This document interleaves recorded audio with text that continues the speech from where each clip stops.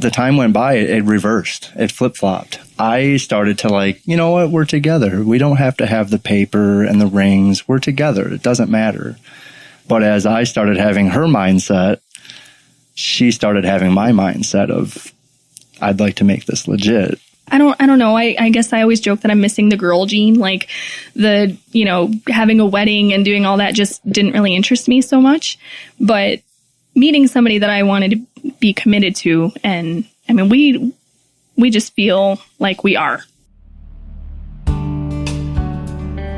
Take a girl and a guy, and they fall madly in love and form a family. Sprinkle in some counseling degrees and a doctorate, a dream of transforming relationships as we know it. And 20 years later, we give you power couple Dr. Ray and Jean Kedkodian. And this is their podcast, Couples Synergy. Welcome back to another episode of Couples Synergy with Dr. Ray and Jean. I'm Dr. Ray. And I'm Jean, and this is our podcast about love, marriage, and relationships. Check us out online at couplesynergy.com, and be sure to subscribe to our podcast or send us any suggestions on topics you'd like to hear more about. And now on to Couple Synergy, an in-depth look at love, marriage, and relationships, where we bring you our experiences working with thousands of couples for over 15 years. Every day we get to hear intimate details about a couple's celebrations, disappointments, and everyday challenges. We've often wished these stories were shared because we know we are more similar than different.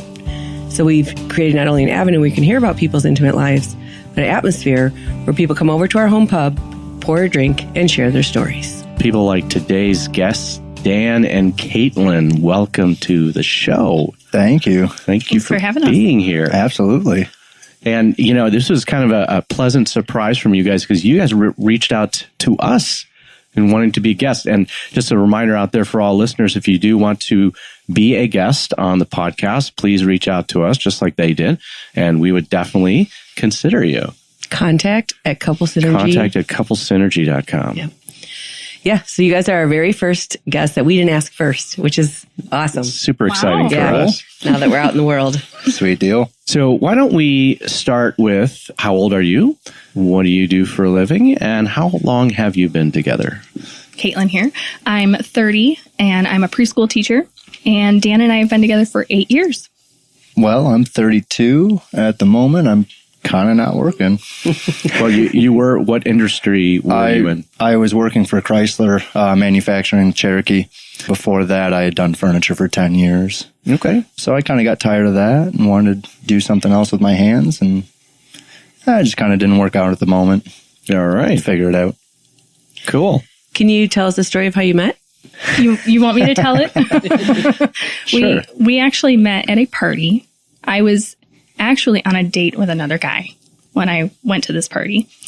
And it was like that super cliche love at first sight sort of situation, right? Yeah, I'm definitely going to agree with that. I was on my way out, actually. I had got there a couple hours before she did, and I was just hanging out beforehand and called up my buddy, and he goes, "Oh, my sister's having this get-together. Why don't you come out?" I said, "All right, well, I'm not doing anything else." So I drove out there and had a couple beers and decided, well, these guys are not really, I don't know, they were burning tires in the backyard and whatnot. And I'm like, I'm going to get out of here. So I'm actually getting ready to walk out. And as soon as I walk out, in comes Miss Caitlin.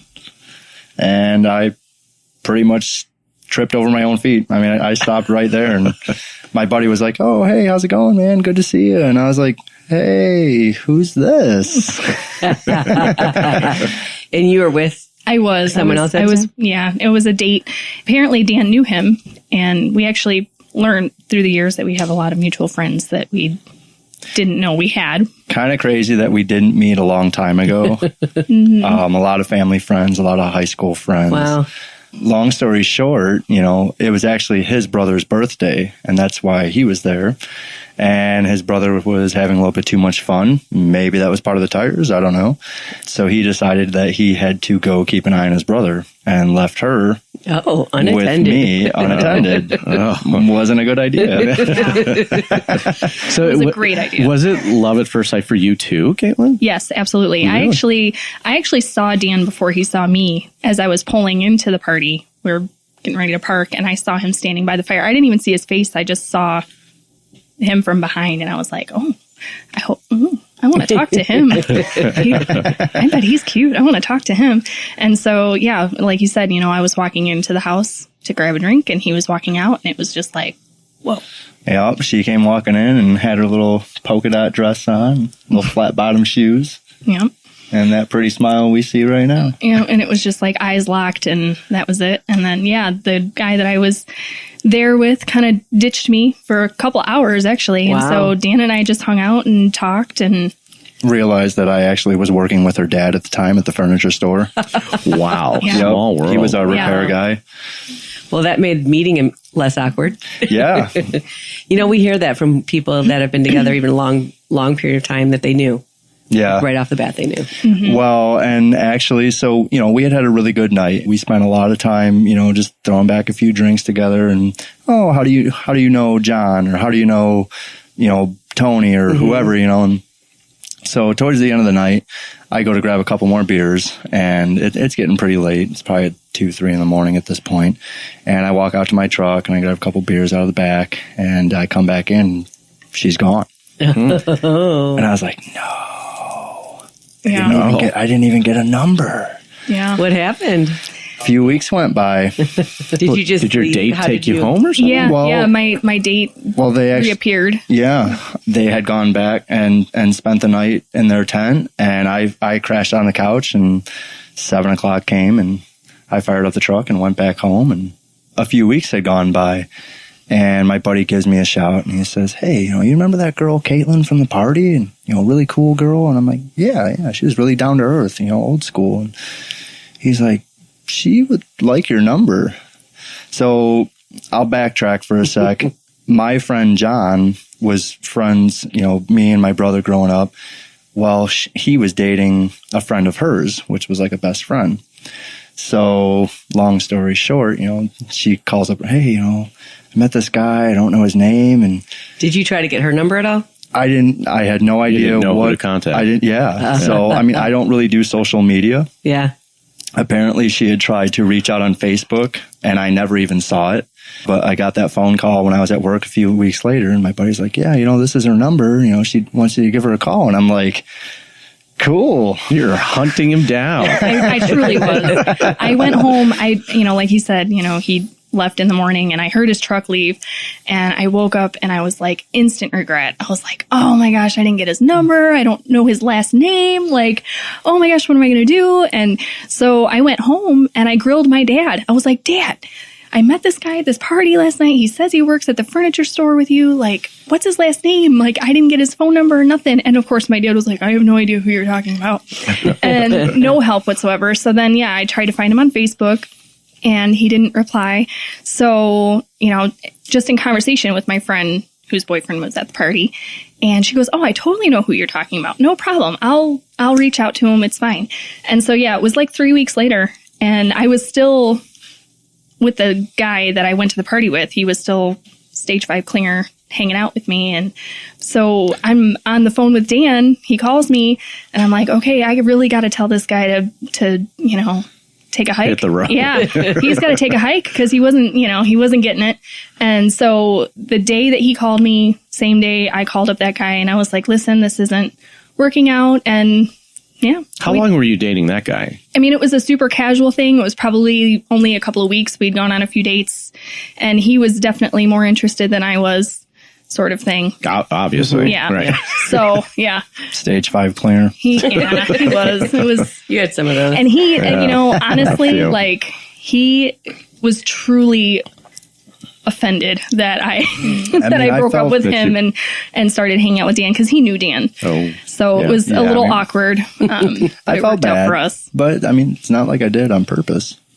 Yeah, when it's the right thing, you gotta see where that's going. I was single for 3 years before we had met. I just decided, you know what, I'm not really gonna go out looking for it.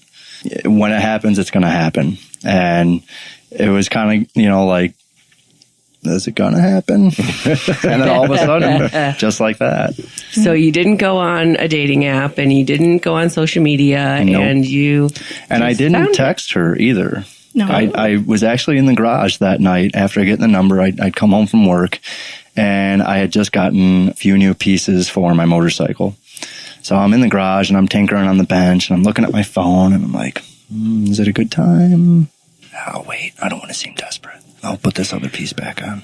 Okay, now I can call. So I actually, I was like, I'm not going to do the text. I'm just going to call.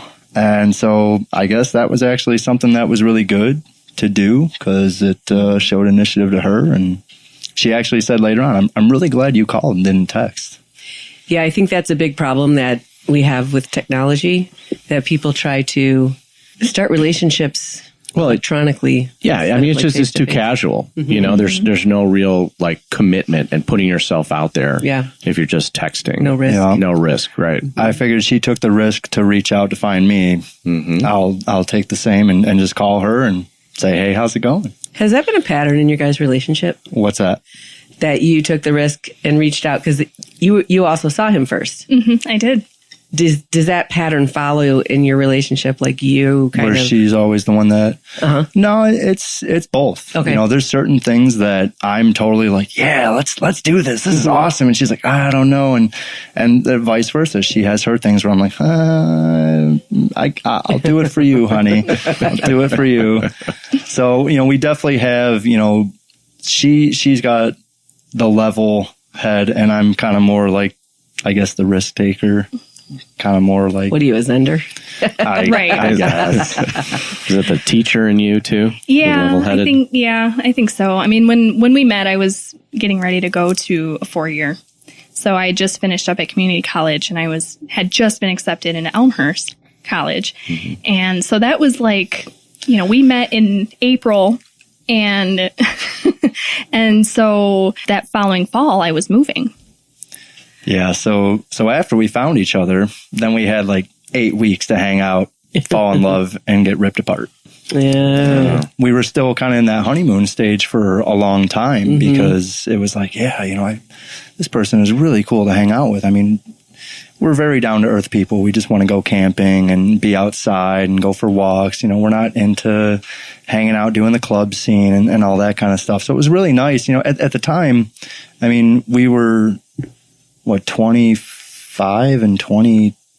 22 and 24. 22 and 24. So it was really nice to find somebody that was young that just kind of wanted to be mellow. Yeah. Well, yeah, and we took things really slow. I mean, once he got my phone number, we hung out for probably almost a month. What did you guys do on your first date? What did we do on our first date, Dan? Our first date, that was actually the same night that I called you. And I said, I'm just hanging out in the garage tinkering if you want to come by. And she said, you know what, sure, I'll come by. So, well, maybe we'll have a fire.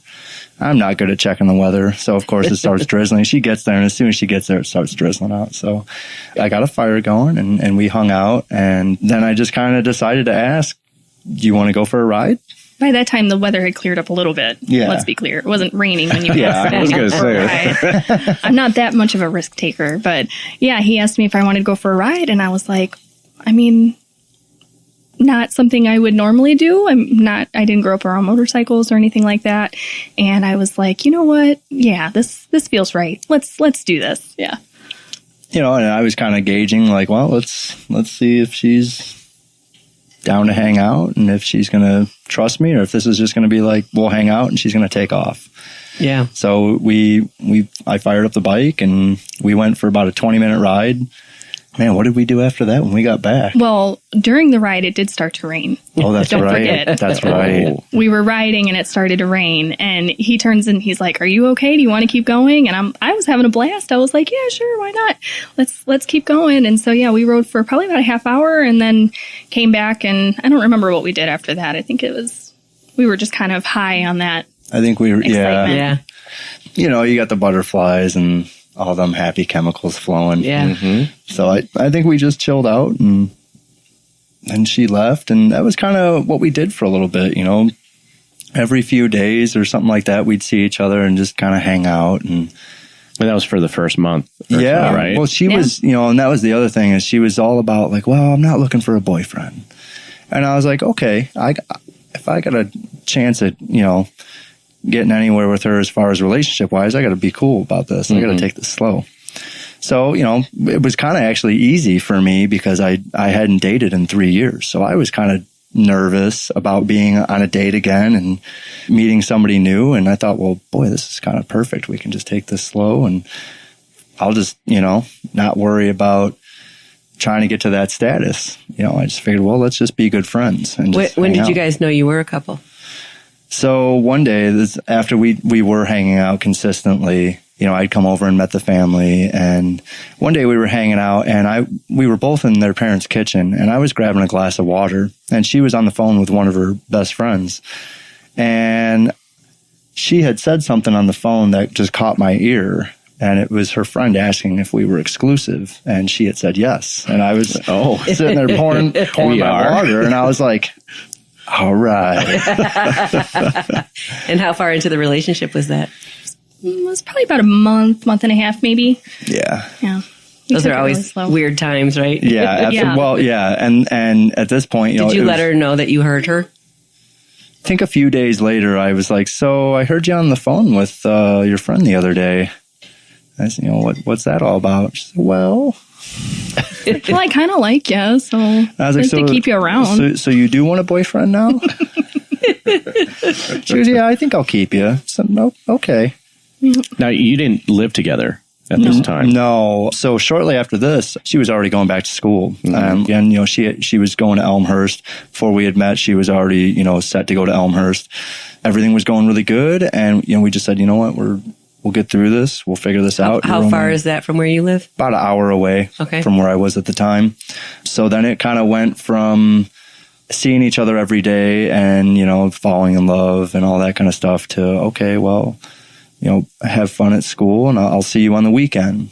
And I would go out there probably once a week. I think I drove out there on a Wednesday or something like that. And I'd crash at her dorm room and I'd come back and go to work the next day.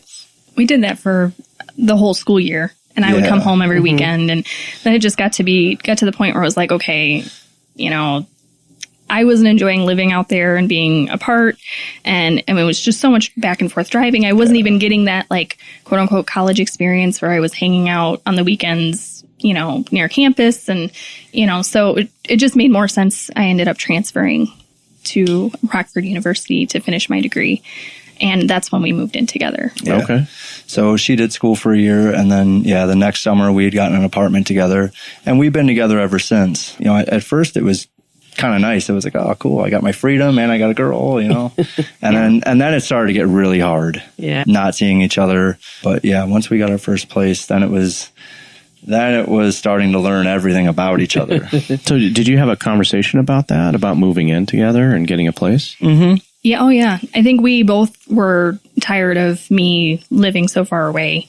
And he just kind of said to me one day, he was like, because I was kind of toying with the idea of transferring and, looking at the program at Rockford University. He just kind of said, maybe we could get a place together, and I was really, to be honest, was really apprehensive about that because I didn't want to change schools for a boy.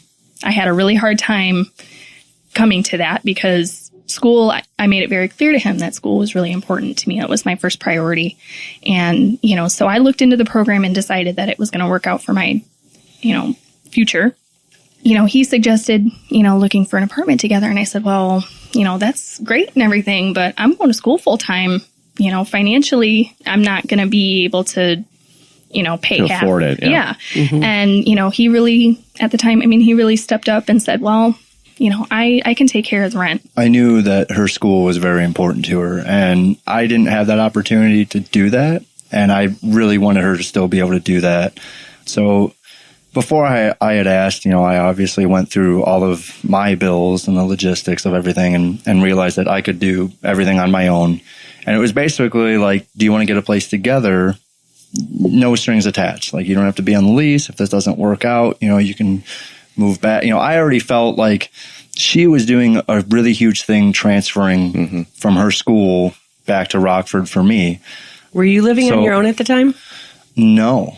Actually, I was renting a house with my ma and her boyfriend, and I was just renting out a room. Okay. And so I was just tired of renting out a room, and I figured, well, I have my own job. I don't need to be here. I'll just go get my own place, have my own privacy. So, I made that very clear when I asked her, I said, I don't want you to worry about anything. I want you to go to school. I want you to get your degree. I will pay for, all the rent, the growth, all of everything.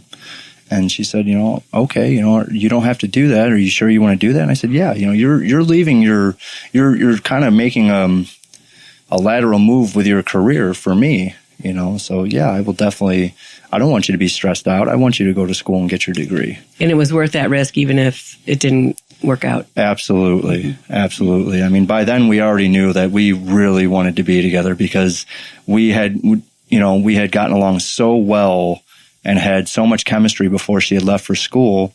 And we made it through that entire year of being long distance. And, we really wanted to be together. We really both wanted to make it work. Who said I love you first? Oh, boy. Dan did. I did? Yeah. Yeah, I know I didn't.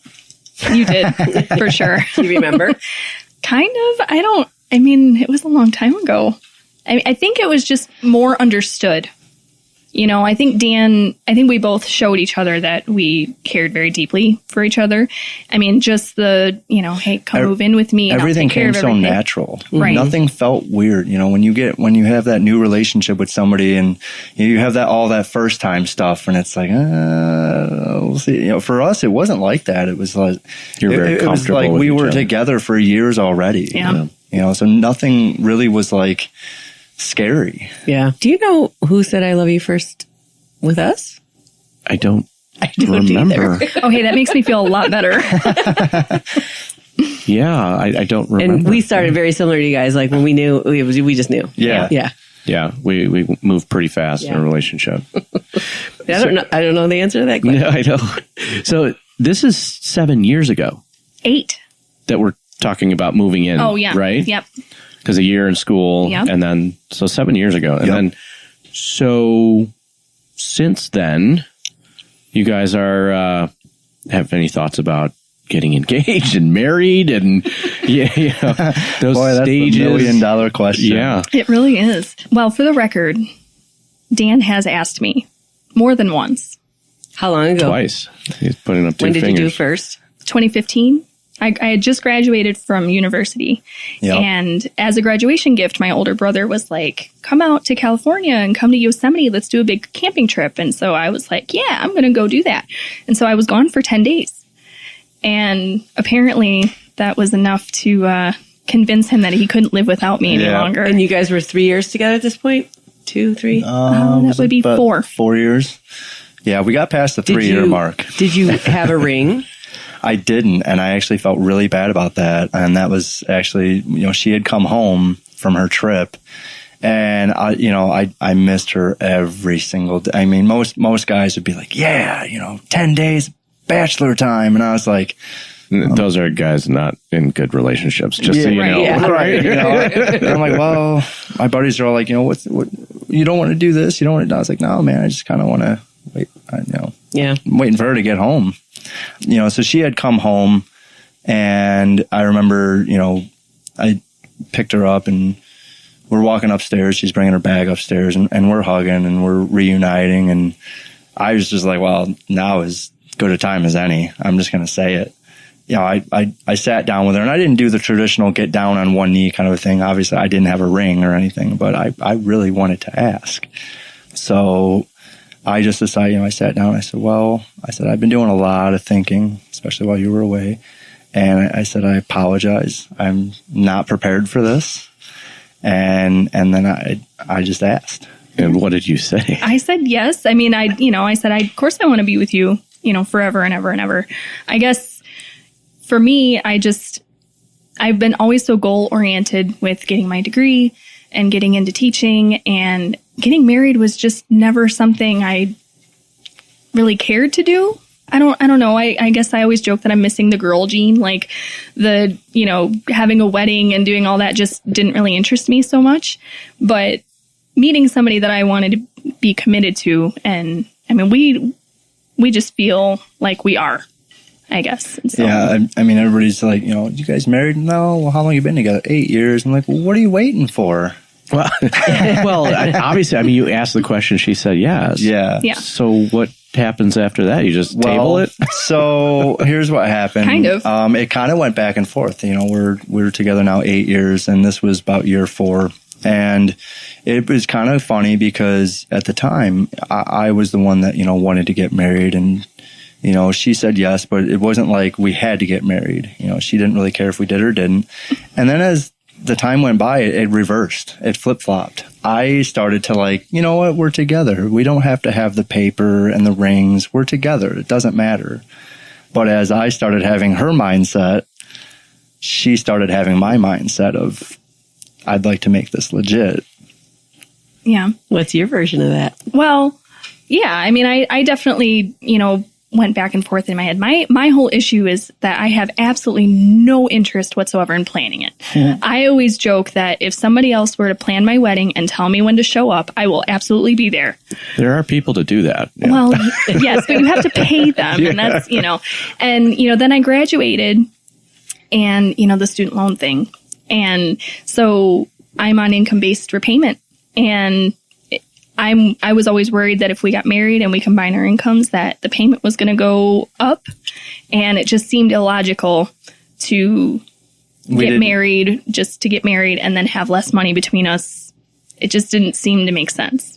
So it sounds goofy, but honestly, that is what has kept us from actually doing it. The financial aspect. Repercussions. You know? Yeah. Are your student loans based on my income? No. I don't think that is true. I don't know. I asked. We've talked to a few people who have said that, you know, it's a possibility that, you know, if you're on income-based repayment, that it can affect your student loan payment. There's probably a loophole. There's probably something that we could, you know, finagle. It kind of freaked me out, mm-hmm. you know, to have this possibility of it happening. And we've been revisiting the idea recently of getting married. And, you know, again, it's just more of my anxiety of having to plan something so huge. And with your giant family, I'm like, oh my God. Yeah, for those of you that don't know, Dan is my nephew. Yes, and he has a giant family, and it's very nerve-wracking for me to have to plan a day that I was never really, you know, I didn't grow up going, oh, I can't wait to get married. It was never anything that I thought about. And the idea of having all that kind of attention on me is not, Did you learn that somewhere? I mean, did your parents have the same kind of view about marriage or give you messages, you know, about that? About the financial? No, not necessarily the financial, but just that, you know, marriage was not really, you know, a big priority for you. Well, I mean, my parents are married. My parents have been married for over 40 years, and they actually eloped. And so that might have something to do with it. I didn't grow up looking at, you know, a photo book of my mom in her big wedding dress or anything like that. And I have 2 older brothers who are in relationships, and they're not married. So I guess maybe there's something to that. Maybe I just am following suit. I don't know. But now my parents are like, no, you guys should do this. See, and you don't want to elope. No. Okay. And my parents had gotten divorced after about 18 years. So for me, it kind of made me scared to get married. My mindset was kind of, if it's not broke, don't fix it. And I wasn't putting any pressure on him. So we've just been kind of going about life as if we were married and making decisions as if we are married. And yeah, there's nothing that we don't talk about together. I mean, every single thing we do, it's discussed. It's, you know, I don't ever go out and buy motorcycles without talking to her and, you know, anything like that. Everything we do is together. Are you guys part of the millennial generation? Are you guys in that area? I think technically yes. Okay. It's interesting because we kind of stumbled upon a statistic about divorce and marriage within the millennial generation, and that is that many millennials now are not getting married, mm-hmm. but their divorce rate is lower. Right? Their divorce rate is lower because they're not getting married. Because they're not getting married, right? Well, it could be either get married, right. It's lower. Right. Mm-hmm. Okay. Right. And so, you know, I think we have had some ideas about that they have seen the older generation go through divorce, mm-hmm. Mm-hmm. you know, and it's kind of scary, you know, to kind of see that. You don't want to repeat the same pattern. Absolutely not. Yeah. And the financial aspect is a real thing. You know, I mean, if I wanted to have the wedding of my dreams, you have dreams? Well, if I had the girl gene and wanted to have a big, elaborate, crazy wedding, I mean, the idea of starting a life with Dan and that much debt on top of student loan debt is just not something that I want to do. Right. So you said that you guys have started that conversation again. Yeah. We kind of started a couple years ago. I actually have a friend whose wife is a CNA. CPA. And I had called him up and I said, hey, Caitlin and I are thinking about tying the knot. I said, can you ask your wife, she has student, loans that are income-based repayment. Can you ask her if that would affect anything if we were to get married? And he goes, yeah, I'll let you know. And a couple days later he called and he's like, so? I'm like, so what's up? And he's like, yeah, it would affect you guys and her payment would go up. And we both kind of just looked at each other like, like this really sucks that we want to get married, 8 years later, like we really want to get married and like continue on with our life and, buy a house and, start a family. And the financial aspect is what keeps it from happening. How do you think being married versus living together would impact your relationship?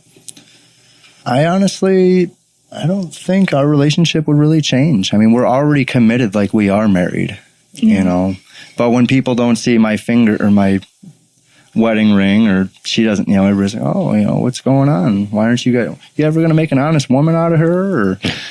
And I find that to be very offensive. It's like a pet peeve. I cannot stand when people say that to him. Like, you don't know our story. You don't know what our reasons are. We're together in our minds and our hearts. We're married. If I'm meeting somebody, I refer to Dan as my husband. If I'm talking to people at work or, something like that, it's just the logistics of it. I think that keep us from. Would you change your name? Yeah, I think I would. Does that concept of making her an honest woman, does that piggyback on school's important to me and having my own goals and my own, being my own person? Yes, absolutely. I mean, that's always been kind of a pillar in our relationship that, he lets me be me and I let him be him. And, we don't compromise that. We work together to make each other better. And that's always been the goal in our relationship, is to grow together and not, feel ownership over each other. No, we're very, very relaxed with each other. I mean, we crack jokes all the time. We'll be walking through the mall or whatever, and she'll see me checking out some girl. She'll be like, calm down, Zender. Yeah, I mean, there's no vice reason versa, to be insecure. she'll be looking the other way. I'm like, hey, what are you checking out over there? And she'll just kind of poke me, and we just tra-la-la-la, keep on walking. We know at the end of the day, we go home to each other. It's okay to look. We're human beings. We're sophisticated animals, but we have the commitment of we are together until we are no longer. So no, I don't think getting married would really change our relationship. I think it might make some things easier, some logistical things as far as like buying a house or, insurance and, things like that, might make things easier. But in terms of our relationship, I don't think that it would change anything. You guys had plans to have kids in the future? We have talked about that, yeah. You heard it here. He said it. There's no backing out now. No. It does kind of freak me out a little bit to think about having kids. My childhood was good, but it was also not so good. But at the same time, I never really wanted to have kids.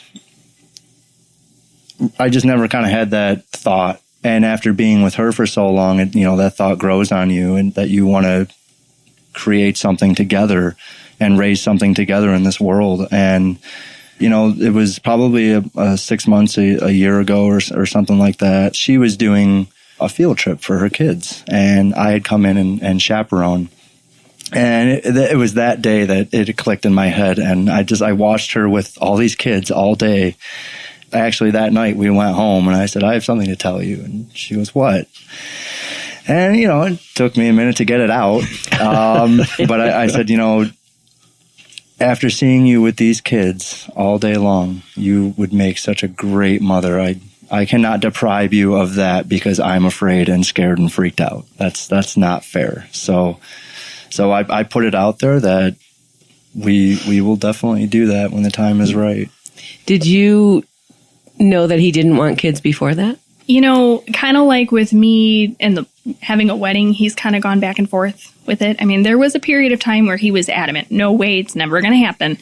And that took me back. I mean, there was a period of time where it was like, it made it really hard. This could be a deal breaker. And Yep. at that point, had been together for 6 years. And I was sitting there going, is he serious right now? I mean, he knew the field that I was going into. He knew I was going, I have a degree in early childhood, and he knew that I really, really liked kids. I mean, that was no secret. And he dropped this bomb on me, feeling anxious about the idea.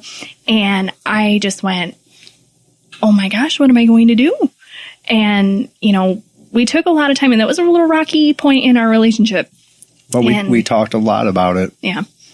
And we're truly honest with each other about how we felt about that. Yeah. And basically, in talking to Dan about his anxiety about it, I realized that it was more just stemming from fear of being a father and not really knowing if he was going to be good at it or not.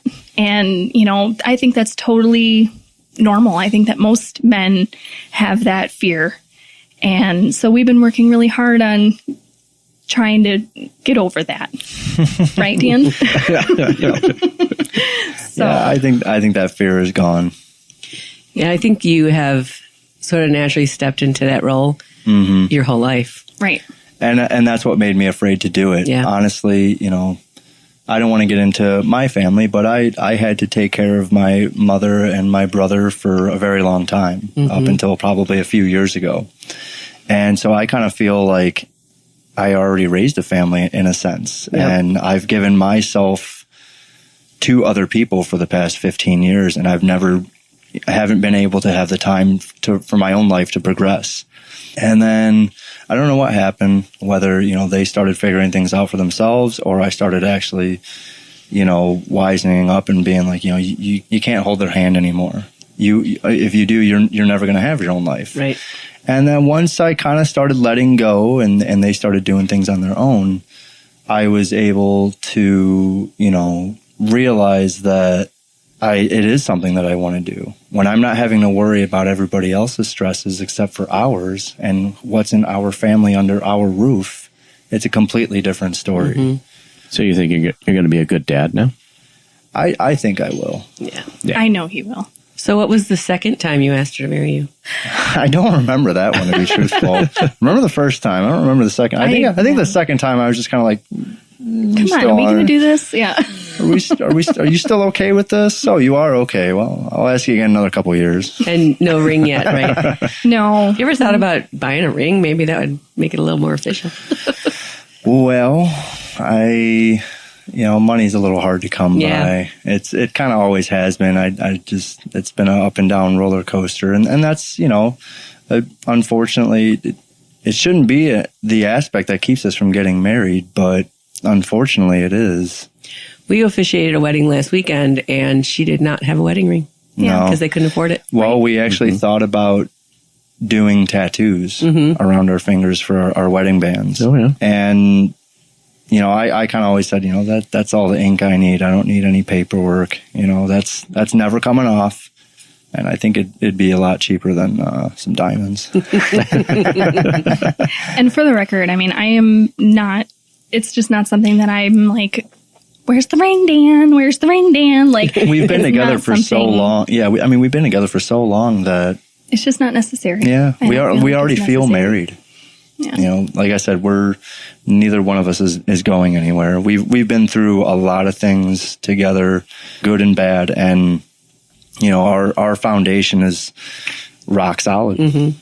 So Yeah, a wedding doesn't create the relationship. It just celebrates it. absolutely. Yeah. And I think that's where we're at this point. I mean, we've lived together for 7 years. We're talking about having a kid. Now we feel like, we could celebrate, our relationship. And, I feel like we're in a really good place, as far as, moving forward.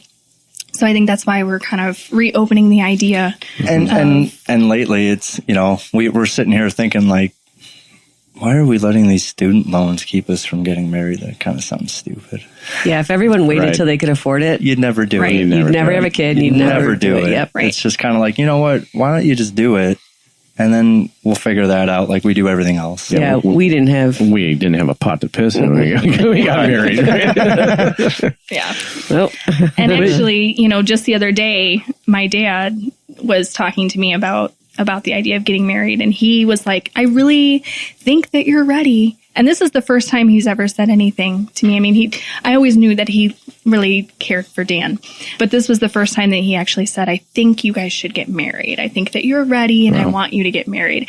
And so now it's like, okay, Daddy wants me to do it too. So, Ray's the one that actually had the idea of the big wedding. That wasn't my thing at all. yeah. Yep. I And always dreamed of being a bride.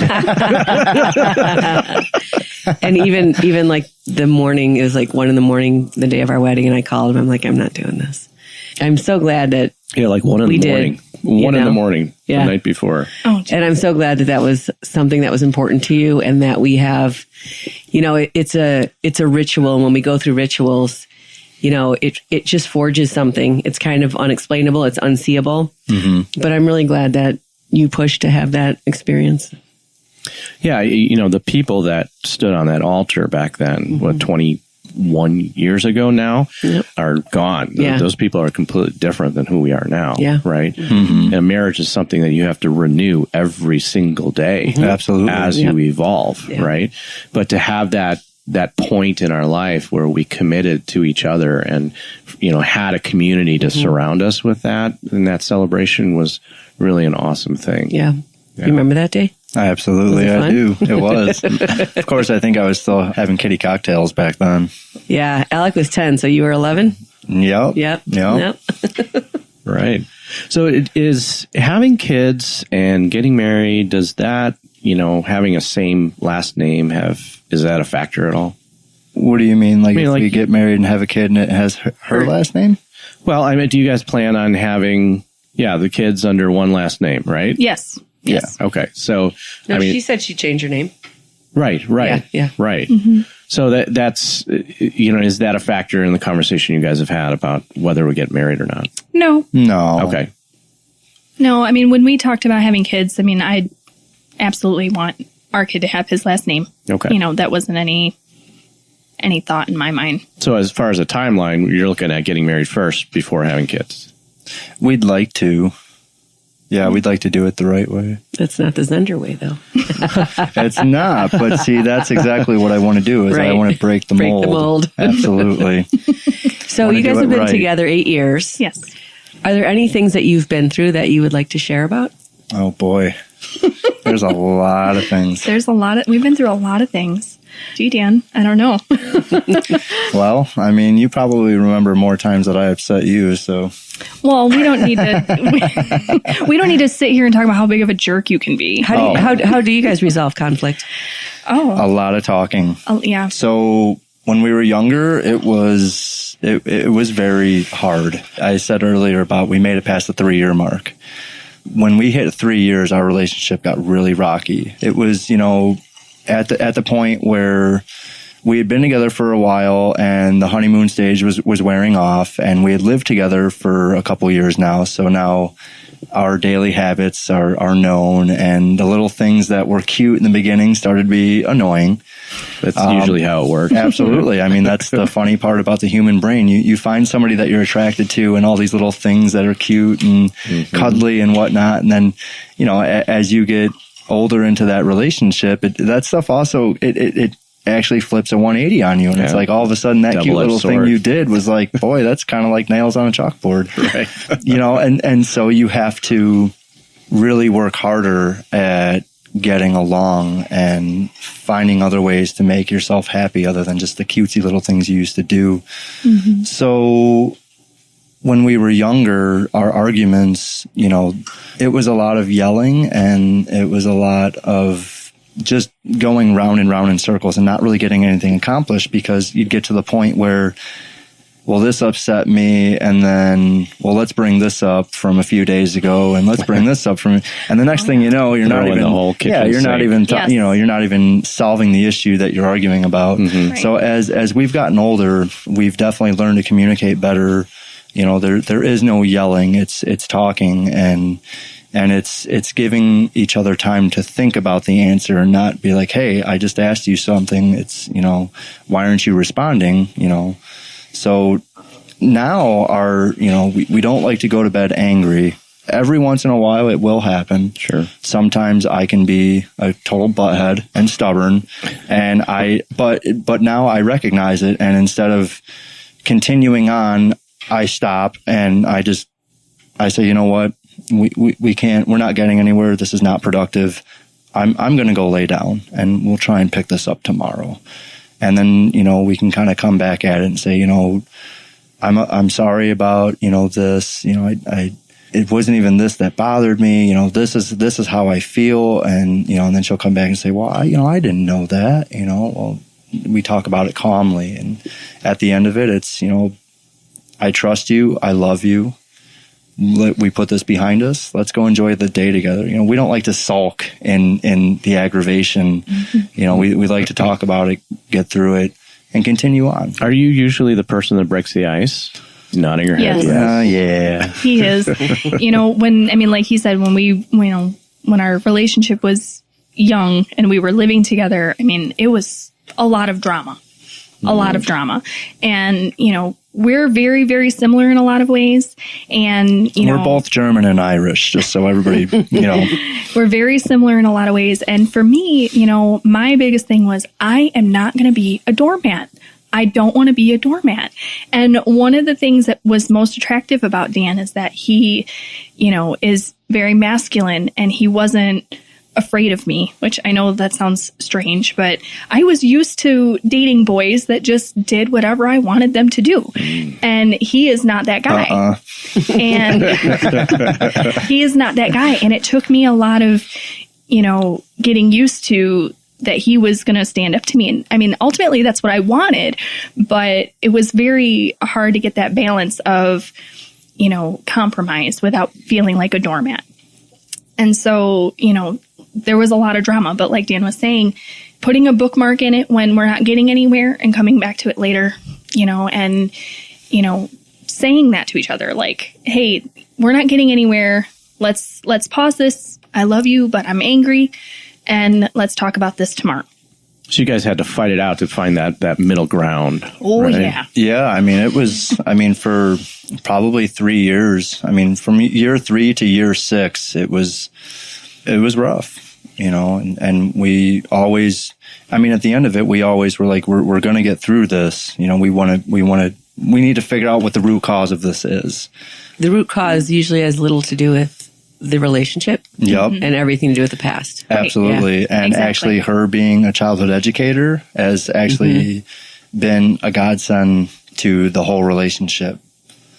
Cool. To say, when I say, I feel like this and this is why, and she goes, well, do you think this could have been because of this in the past? And I start to think, well, yeah, that makes 100% absolute sense, and so, yeah, through those 3 years of, working through it, now we can do things much healthier and effectively. Yeah, we get wounded through relationship and we heal through relationship. And, you guys being able to figure it out at this level is really awesome. Yeah, it's really refreshing to kind of hear that, because most couples, they don't know where that pain is coming from, right? And they're not even open to hearing their partner's view on where it might be coming from. We're very big on being open and honest to each other. There's, hiding something is just going to hinder, the resolution. Absolutely. You have to lay it all out. Even if you're embarrassed to talk about it, you have to say how you feel and this is why. Otherwise, that trust starts to spread further and further apart until there isn't any. And then you're like, I feel like I don't even know you anymore. Who are you? Were there any particular topics that were, kind of the main points of conflict during that year 3 to year 6? You had mentioned that having kids was possibly a deal breaker. Did that happen during that time? It did. Yeah. Okay. Yeah, that was around year 5, I want to say. That kind of came up, and that hit me like a brick wall. I was just like, oh my gosh, like we've been together all this time and I thought this was understood, and now he's telling me no. And, and getting to that root cause. We But took some time to talk about it, and I, recognized why he was so apprehensive about it and why he was so worried about it. I was in a very bad place with my own family, so it made it really hard. My vision of family is distorted, was distorted. Yeah. Probably still is a little bit distorted. But again, seeing how great she is as an educator and as a mother and a nanny, I mean, she just, how can I say no? If I, How does it impact you that she is not a doormat? I really like it. I don't want somebody that's a pushover. And I think that's why we've figured it out, because we're both strong and we both stand up for our own views. And it's not like you're right and I'm wrong or vice versa. We're both right. Let's figure out how we can agree in this area together. And I don't even like to use the word compromise. It's figuring it out together. It's finding a common ground, and, the whole kid thing was hard, but also, we come from very different backgrounds. Like Dan had mentioned that, his parents had divorced and, he had to take care of his mom and his brother. He had mentioned that, I'm the youngest of three. And, my brothers are 9 and 11 years older than me. My parents have been together for over 40 years, so we come from very different backgrounds when it comes to family. And I have a very supportive family, and, they're very accepting of who I am and supported me through school and all of these things that a family should do. And so I think that kind of caused some conflict with that, because he's looking at it like, hey, your family's there for you, and they helped you pay for college and they did this. Whereas I was, 16 and going to high school and working 3 jobs to pay bills. I mean, totally different worlds. And I think that's where, for me, it was really hard to get behind the idea of like that extra commitment of, starting a family and having more on my shoulders than I felt like I already had when I didn't, barely out of high school and whatnot. What is your relationship like with her family? With her family? It's really good. Their parents are very loving. Their family, their 2 brothers are great. Her sister-in-law is great. We have family dinners every other weekend. It's really nice to be part of that family structure. So they've almost helped you redefine your definition of family. Yeah, in a sense. Absolutely. It's nice to realize that there is other families out there that they will reciprocate, So what advice would you guys give other couples that kind of maybe in your same position, right? Considering stop swiping right. Do you even know what that means? Right. I don't. I really don't. He's heard it on You've TV never swiped before. I've never swiped. I don't even know if it's a left or a right. Yeah, we always joke that, we're so glad we missed that whole thing. Yeah. I mean, we have friends that are our age that are single and doing that. And we look at each other like, gosh, We just tell each other, you're stuck with me. You're stuck because I'm not doing that. That just sounds awful. But as far as advice to other people, I think what has worked for us is we are individuals first. And, we love ourselves first. And that allows us to have compassion and patience and are willing to find a common ground with the other person, because we are different. We're very different. And absolutely. We could have given up so many times. We could have walked away so many times, and we thought about it. Both of us have, but at the end of the day, it was, I don't like to say he's my other half, because I know I'm a whole. He's your person. But he's my person. Exactly. And same for her. And that's exactly, when we met that night, walking through the doorway and locked eyes. I mean, that's what all the feeling was, like I never wanted to believe in love at first sight. It sounds like such a cliche, but it literally was, I want to spend the rest of my life with this person. Yeah. I mean, it was instantaneous. And whenever we would argue or have a fight, I mean, that was always playing in the back of my head that night. I can remember it clear as day, seeing him for the first time. Absolutely. So I think, you just have to. I think you still have that little cute polka dotted dress. I do. I wear it every now and again. And I still compliment on it. He does. Not just, oh, your nails or your hair look nice. No, he notices. And that's the other thing. We are very affectionate with each other. And I mean, we probably give each other 50 compliments a day, Did you guys grow up like that with compliments and affection? I did. I did too. Probably not as much as she did. Emotions in my family were a little bit harder. It was kind of more just like, suck it up and be a man. So for me, I think that when was... you were 4? Yeah, exactly. So, and so I think that definitely played a part in that 3 to 6 year time frame where stuff was rough because, it was like, well, I don't want to talk about how I'm feeling. I'm just angry right now. Obviously, that was not productive. And so that's when we kind of started, tapping into more of me being able to open up. Once I was able to actually open up and talk about my feelings and feel okay as being a man and talking about my feelings, that our relationship started to get even stronger. Yeah. Because now I had another person that I could actually talk to and trust and not have to bottle everything up. Did you have help learning that, or was it just between the two of you guys that you... It was just between the two of us. It was just a lot of self-analyzation, trying to figure out why things are the way they are and looking back at my past. And for a very long time, I've been on the mindset that I want to break the mold. I want to make a change. And there's nobody else that's going to be able to do it other than me. So, that's when I started, opening up and saying, well, you know what? This is why I'm upset, because of this from my past, and this is how I feel, and this is what I'm worried about. I mean, just in the sense of even getting married, like my parents were, like I said, 18 years, and all of a sudden, poof, done. Mm-hmm. I mean, my best friend, his parents went through the same thing. And I think for a long time, that just totally was like, well, when you're together, the next thing of excitement is marriage. Well, what's after marriage? Awesomeness. Yeah. Right. But my vision of that was very distorted. Right. It's like, well, after marriage, if it doesn't work out, it's over. Yeah. Right. Mm. But I, working with preschool kids, I work in an at-risk area. And, so part of my degree, I mean, I did take some child psych. Obviously, I'm not, a counselor by any means, but I have an understanding of child psychology and development. And, there were some of his behaviors as an adult, the way that he, dealt with anxiety or feeling angry, that I was able to look at and go, there's something deeper going on here.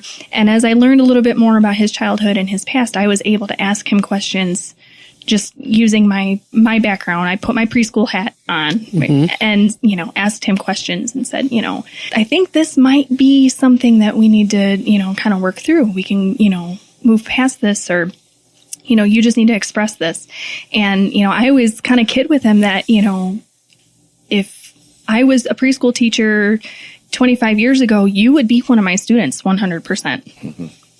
So yeah, most couples don't know that every couple has to go through this, this transition phase where they are learning about their past and what they're bringing from their past to the present and what they're playing out in their relationship, right? Yeah. Because in a relationship, you guys are each other's greatest teachers. Mm-hmm. I mean, that's really how it works, And I wish I could say that you guys are kind of like normal couples out there and this is how they handle things in relationships, but most couples don't. No. Right. And they need that outside assistance or outside perspective to be able to drop the guard, not be defensive, and to be open to hearing their partner and their partner's wounds. Right. Yeah. Right. And we're still working on that every day. I mean, Dan teaches me things too. I'd mentioned before that I kind of just expected, people that I was with to do what I wanted them to do for me. And, Dan's not that person, and he challenges me every day. There was a prior podcast guest who he said, weak men seek out weak women. I believe that. Which is really cool to hear. Yeah. Mm-hmm. So. Yep. And, it's always true that it's our young, tiny self that is wounded that comes out in anger. Yep. Always. Yep. Yeah, that first time, that that happened, it was almost like an epiphany. It was like, wow, that felt really good. I haven't been able to dig like that in a long time and actually get to the root cause. Hey, let's do this again.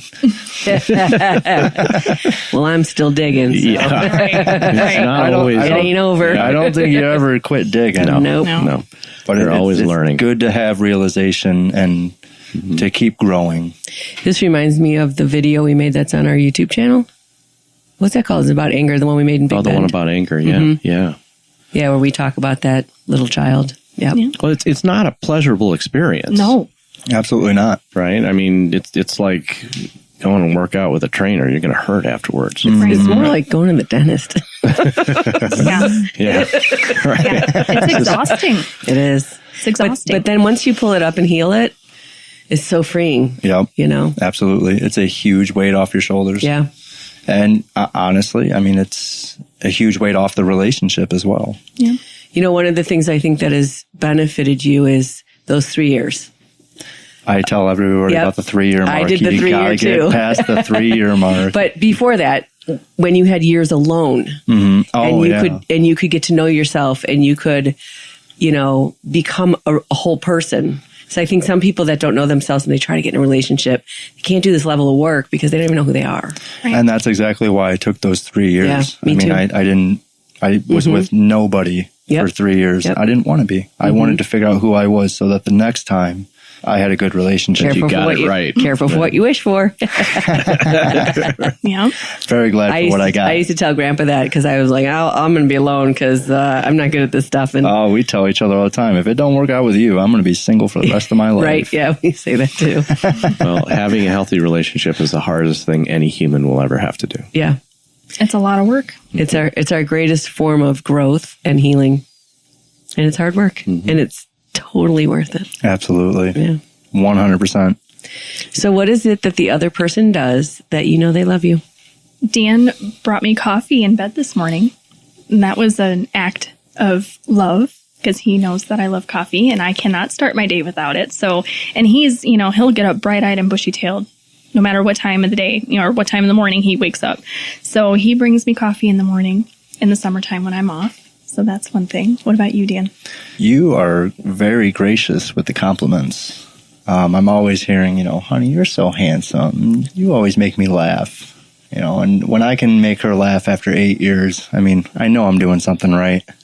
Yeah, he cracks me up all the time. It's never a dull moment with us. It's always something new and exciting. Even if, we're just hanging out in the backyard, we like to clown around with each other, and it's not even, it's just everything. We do everything for each other. Hey, do you need help with this? Do you need help with that? I'll take care of this.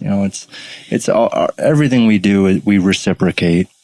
It's never a take situation. And she has never been a take kind of person. It's always. I think that's a really foundational thing. I know, like, even if I'm like cooking breakfast, I always want him to have the better one. Right. Whatever that might be, same way. right? Because that makes you feel good. I want as her to opposed have being that better selfish. cup of coffee. Yeah, exactly. Yep. I want her to have the first cup. Yeah. Or, after a hard day of work, I want her to come home to a clean house. I mean, I will Monica Geller that house for her. And he does. He does, because he knows that clutter and the house being a mess makes me anxious. And when I've been dealing with 34 3 and 4-year-olds all day long, I want to come home and breathe. And so when she comes home to a squeaky clean house and some peaceful music, I say, you know what, honey? We're going to have some leftovers tonight. I don't want you to cook or do anything. Why don't you come relax? Life is good. Life is good. Well, Dan and Caitlin, we want to thank you so much for being on Couple Synergy today. Absolutely. Thank you for having us. Yes, thank you. We get wounded through relationship and we heal through relationship. And human beings have been sharing their stories for thousands of years. And we hope that by you guys sharing your story, it's enriched your lives and the lives of our listeners. For all you listening, please subscribe to our podcast and please leave a review. It would be really helpful. If you have any questions, comments, or topic suggestions, please email us at contact@couplesynergy.com. For more information about Couple Synergy and our programs such as Relationship 101, the Couples Weekend Intensive, and our premier program called Couple to Couple, look us up online at couplesynergy.com. And if you know anyone that could benefit from listening to this topic, please share this episode. Until next time, synergize your life, synergize your love.